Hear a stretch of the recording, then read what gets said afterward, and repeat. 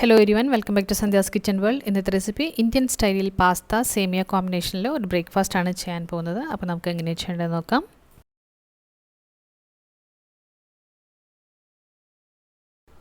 അതിനുവേണ്ടി ഒരു പാൻ എടുത്ത് വെക്കുക. അതിലേക്ക് കുറച്ച് വെള്ളം ഒഴിച്ചു കൊടുക്കുക. 1 ടീസ്പൂൺ ഉപ്പ്, 1 ടീസ്പൂൺ ഓയിൽ ഒഴിച്ചു കൊടുത്തിട്ട് ഒന്ന് തിളപ്പിച്ച് കൊടുക്കണം. വെള്ളം നന്നായി തിളച്ച് വരുമ്പോൾ അതിലേക്ക് 1 കപ്പ് പാസ്ത ഇട്ട് കൊടുത്തിട്ട് ഒന്ന് വേവിച്ച് കൊടുക്കണം. കൂടുതലായി വേവിക്കരുത്. ഒരു 70% വെന്ത് കഴിഞ്ഞാൽ അതൊരു പ്ലേറ്റിലേക്ക് മാറ്റാം നമുക്ക്.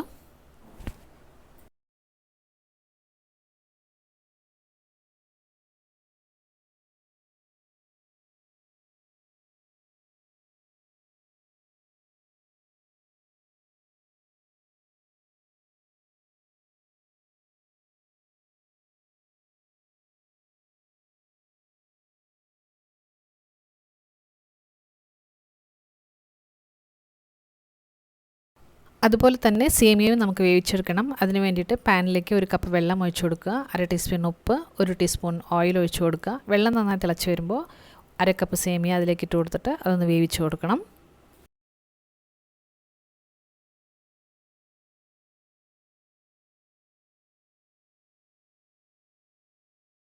ഇനി നമുക്കിത് തയ്യാറാക്കാൻ നോക്കാം. അതിന് വേണ്ടിയിട്ട് 1 ടേബിൾ സ്പൂൺ ഓയിൽ,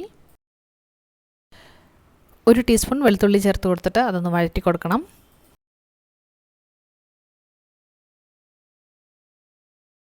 വെളുത്തുള്ളി നന്നായിട്ട് മൂത്ത് വരുമ്പോൾ അതിലേക്ക് 2 പച്ചമുളക് ചെറുതായി അരിഞ്ഞത്, 1 സവാള ചെറുതായി അരിഞ്ഞതും കൂടി ചേർത്ത് കൊടുത്തിട്ട് ഒന്ന് വഴറ്റി കൊടുക്കണം.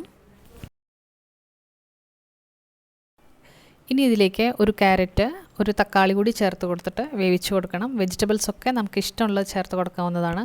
ക്യാപ്സിക്കം, സ്വീറ്റ് കോൺ, ബീൻസ് ഒക്കെ അതിലേക്ക് വേണമെങ്കിൽ നമുക്ക് ചേർക്കാം.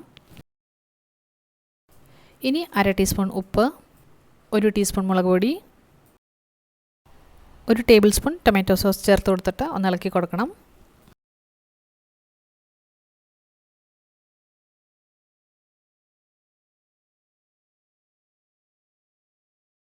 ഇനി നമുക്ക് വേവിച്ച് വെച്ച പാസ്ത, സേമിയ ഇതിലേക്ക് ചേർത്ത് കൊടുക്കാം. അതിൻ്റെ കൂടെ 1 teaspoon oregano, 1 packet pasta masala മാർക്കറ്റിൽ കിട്ടും, അതും കൂടി ചേർത്ത് കൊടുക്കാം.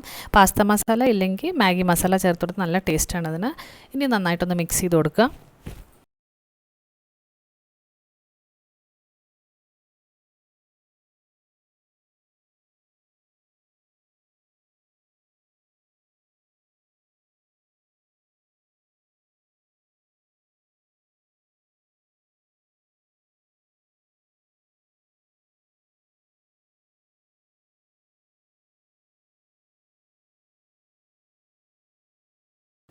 ഇനി കുറച്ച് മല്ലിയില കൂടി ചേർത്ത് കൊടുത്തിട്ട് ഒന്ന് ഇളക്കി കൊടുക്കാം നമുക്ക്.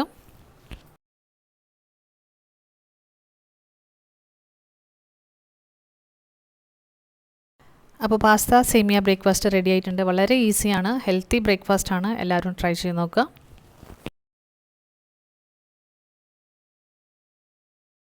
ഈ വീഡിയോ നിങ്ങൾക്ക് ഇഷ്ടമായെങ്കിൽ ലൈക്ക് ചെയ്യൂ, ഷെയർ ചെയ്യൂ, സബ്സ്ക്രൈബ് മറക്കാതെ ചെയ്യൂ. താങ്ക്